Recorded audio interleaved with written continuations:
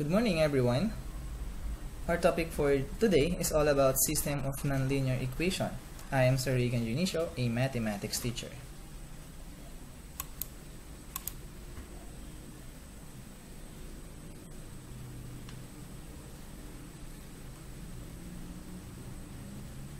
Good morning, Sunbeamers. How are you today? So we are now in day 3, and our topic for this week is all about system of nonlinear equation. Let's begin. In solving system of nonlinear equation, we need our knowledge on elimination and substitution method that we did last time. Also, we will use some factoring techniques and quadratic formula. Para mas madaling ma-explain, let's have some examples. Solve each system of nonlinear equation. Dalawa yung ating example for today. We have x squared plus y squared equals to 16 and x minus y equals to 4. Second equation natin, we have x minus 3 squared plus y minus 5 squared equals to 10 and x squared plus y plus 1 squared equals to 25. So, hindi na siya linear lang. So, ito ay number 1, circle yan. Tapos ito ay line. So, solve natin. Solution for number 1. So, sinabi ko na kanina, yung unang equation natin must be a circle centered at the origin, 0, 0. And yung radius niya ay 4. Okay, kasi 16 to. 4 squared. Now, alalahanin natin na pag sinabi nating solution, ang hinahanap din natin dito is yung intersection nila. Kung ito ay circle, ito ay line, ano yung mga posibleng intersection nila at ilan yon? Kung ilan yung intersection, ganun kadami yung sagot na kailangan nating hanapin. Okay? So, unang part, pwedeng isang intersection lang. Once lang sila nag-meet and then hindi na naulit. Ito, ang tawag natin ito is tangent line. Next, pwede namang pumasok sa loob yung circle. So, ang tawag natin dyan is second line. Or pwede rin namang wala, hindi tumama. Or wala tayong real solution. Pwedeng isa, pwedeng dalawa, pwedeng wala. Okay? So, alin dyan kaya? Simulan natin.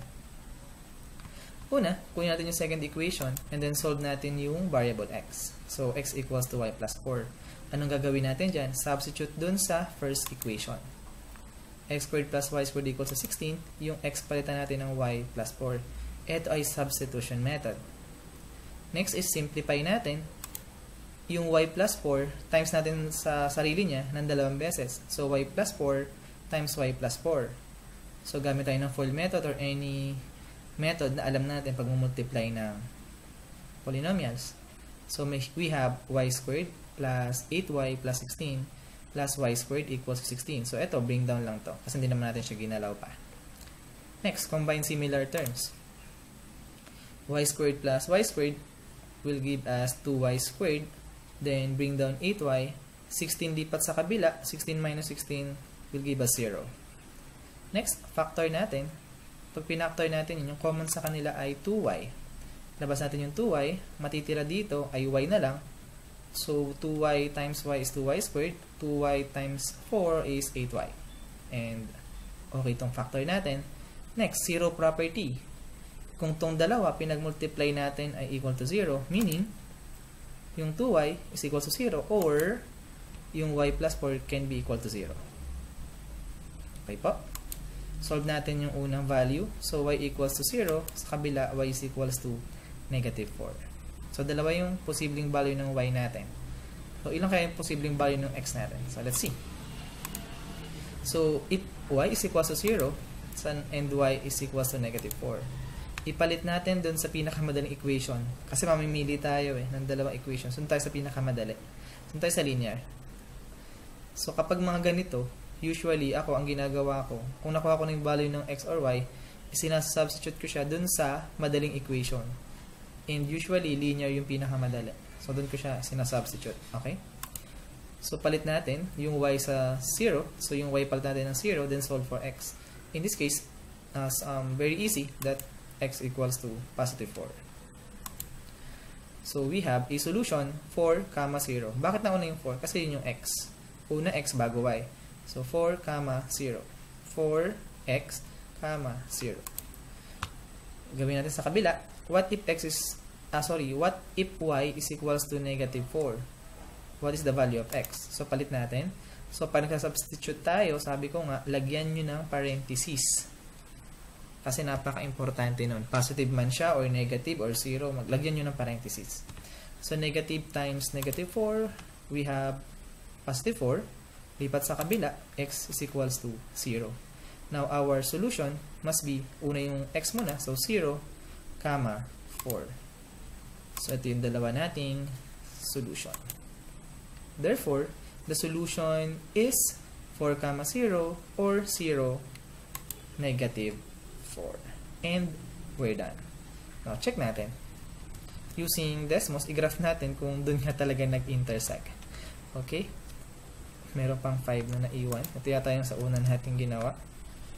Okay, so we have x squared plus y squared. X squared plus y squared equals to 16.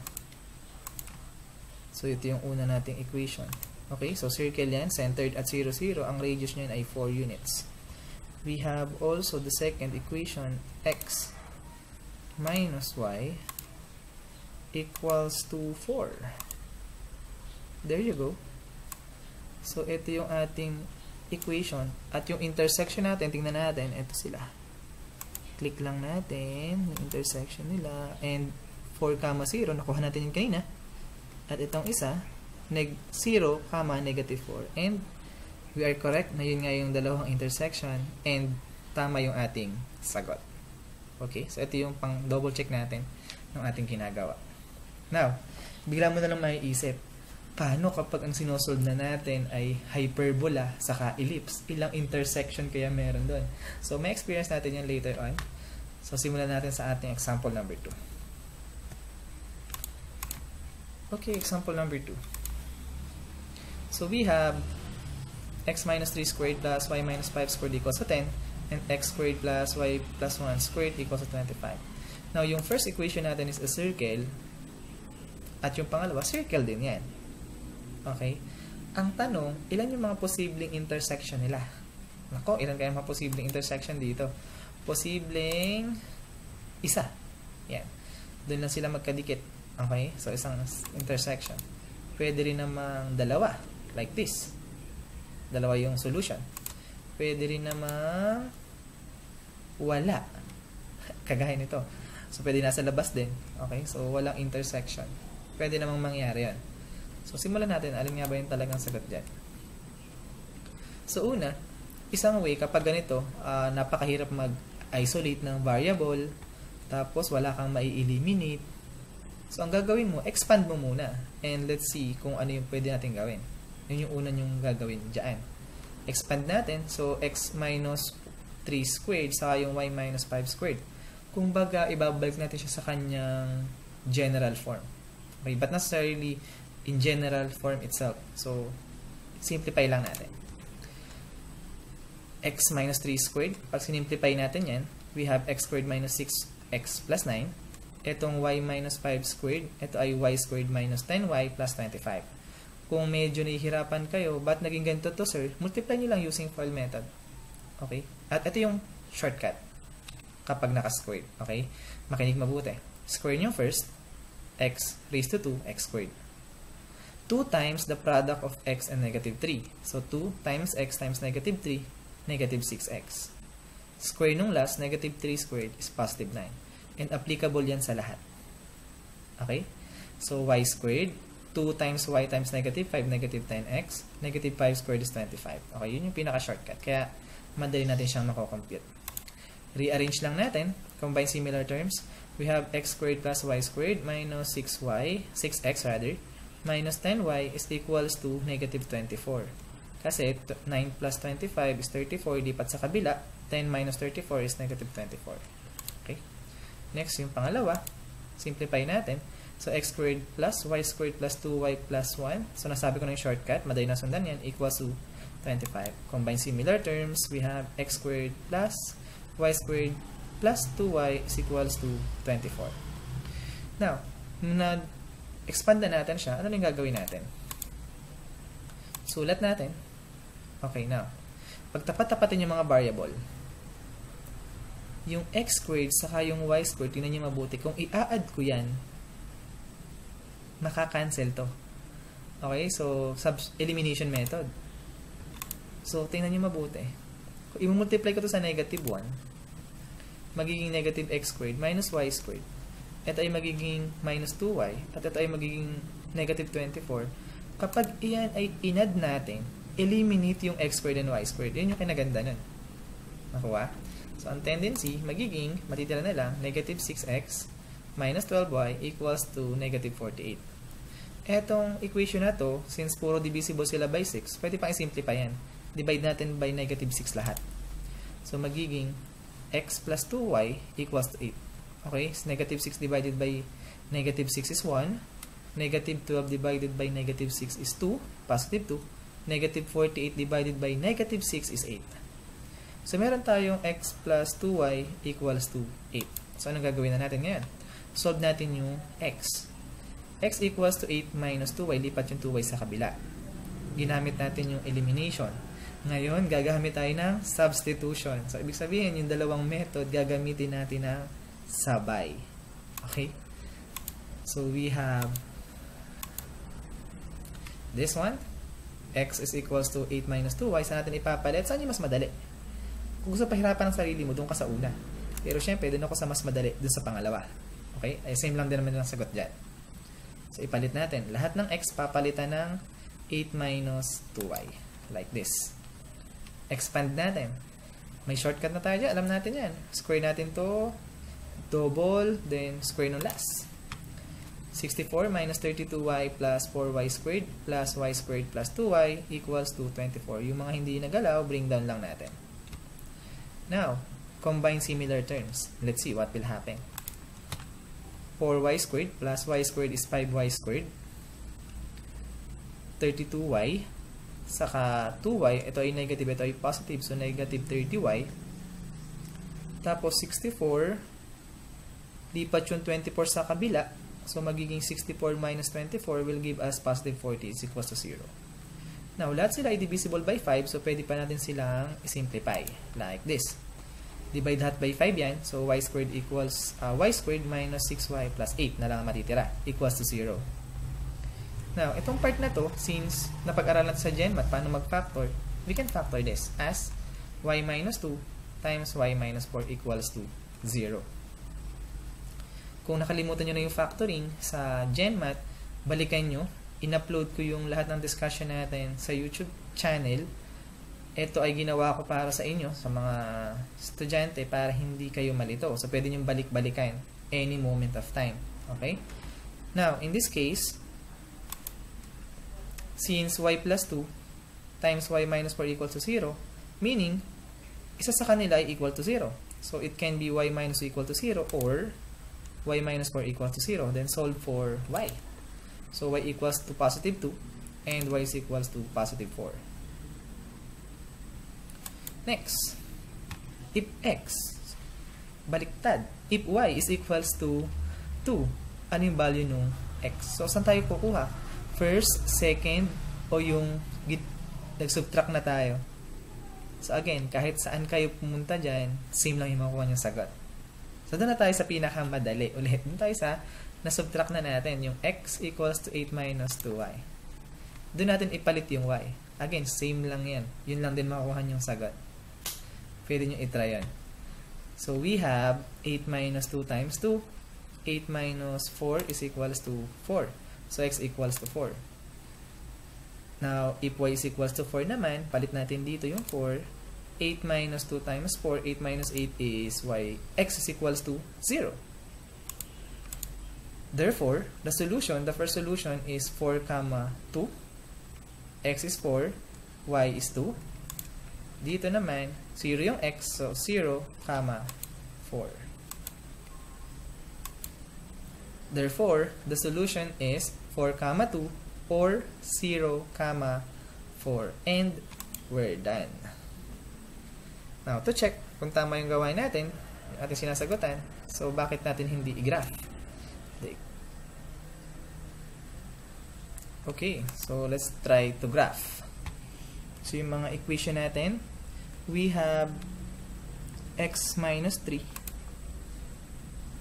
Oops. May parenthesis pala yan.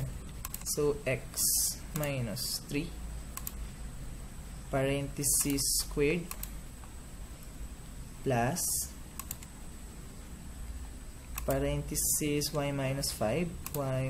Again, kung meron kang Desmos, pwede mo nang simulan yung pagtatype. Pag muna akong intayin. Parehas naman tayo makukuha sa bandang huli. So, medyo matagal lang ako mag-type dito kasi nga ito ay nasa laptop. Okay. So, ito ay kaya naman pala hindi naging bilog kasi hindi naman pala minus yung nailagay ko dito. X.3.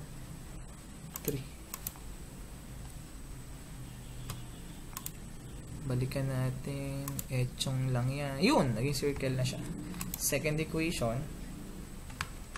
We have x squared. Ganun talaga, nagkakamali. Ito ay live. So we have y plus 1. Y plus 1 squared equals to 25. There you go. Okay, so we have two solutions in this case. So, ano yung mga nakuha natin kanina? Intersection nila.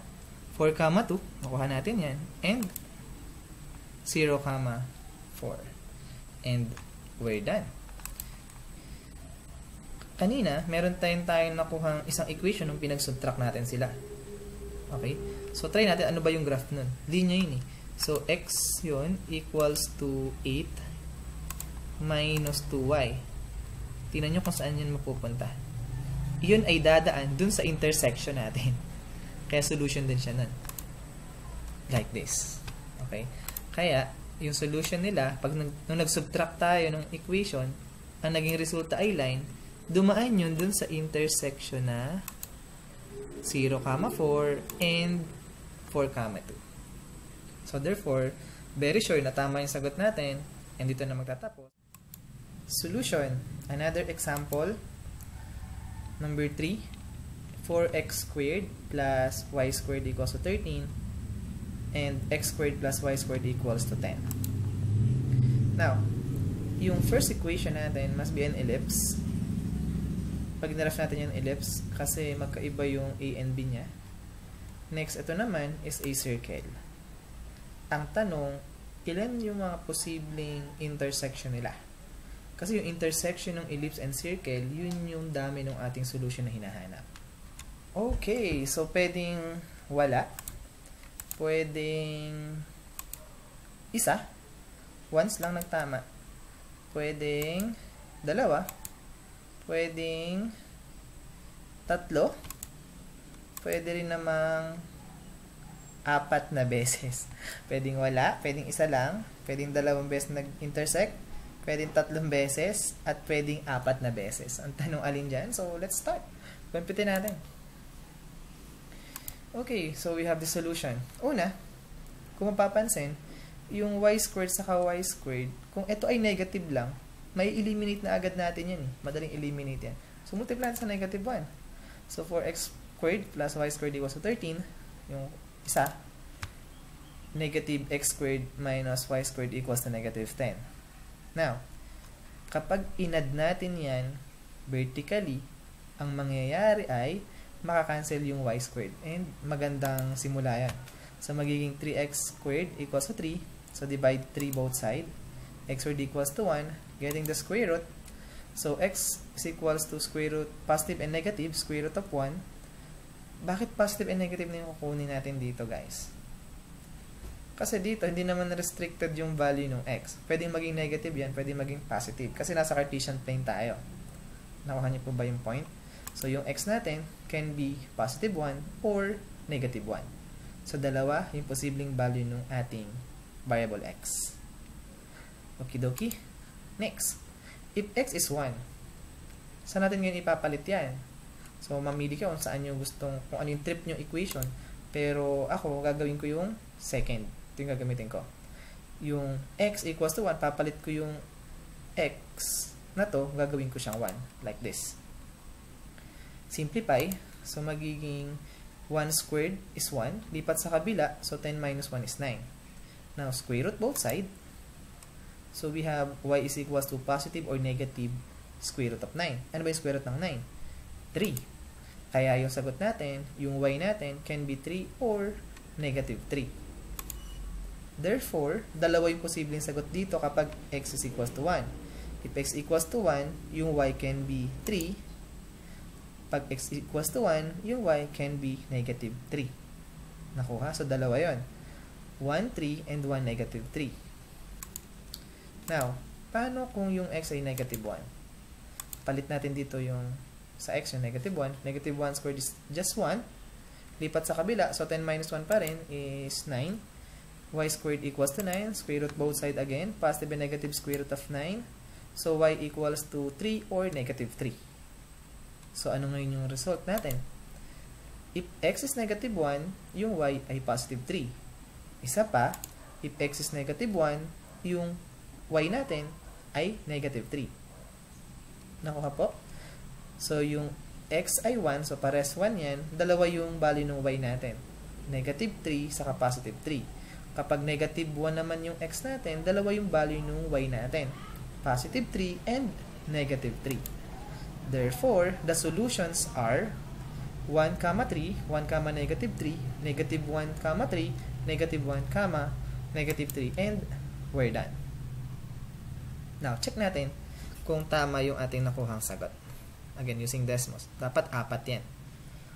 So, ang equation natin ay 4x squared plus y squared equals to 13. And ito yung ellipse natin. Gitna natin. Yan. Yung ellipse natin. Yung pangalawa naman is yung ating circle. Yung circle natin ay may equation na x squared plus y squared equals to 10. Ayun. 4 nga yung naging intersection nila. Laki natin ng bahagya. Oops, sumobra naman. Okay, that's enough. Ay, sobra. Talagang sumusobra siya. Okay, so tingnan natin yung mga intersection. I-click lang natin. Unang intersection, 1, 3. Nakuha natin yan. Pangalawang intersection, negative 1, 3. Nakuha rin natin yan. Negative 1, negative 3. So, ito yung dalawang negative 1. Tapos, positive 3 saka negative 3. Tapos, ito yung dalawang positive 1. Isang positive 3, isang negative 3. And, we're done. Balik na tayo dun sa